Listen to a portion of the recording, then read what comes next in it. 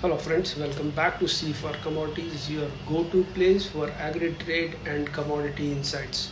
I'm Lakshmi Khan, and today we bring you a key policy update from India's edible oil sector.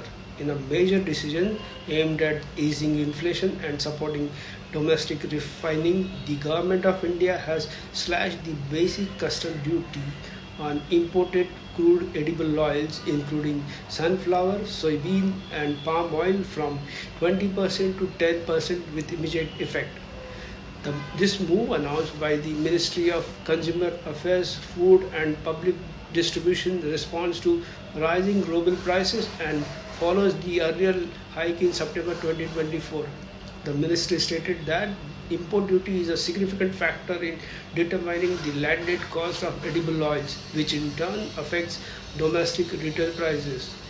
The reduction is designed to lower prices for consumers and cool overall food inflation.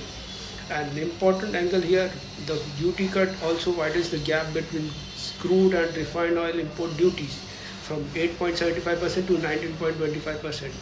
This strategic change is expected to boost domestic refining capacity, making crude oil imports more attractive than refined oil imports and ensuring fair returns to Indian farmers. In addition, the government has directed industry players to pass on the cost benefits to consumers immediately. Companies are expected to reduce price to distributors and maximum retail price in line with the lower import costs. Leading refiners such as Adani Wilmar, Cargill, Ruchi Soya, now known as Patanjali Foods, will be largely influenced by this decision. This policy shift is a strong signal of the government's intent to balance consumer welfare, farmer interest, and inflation control through trade policy levers. That's all for now from C for Commodities.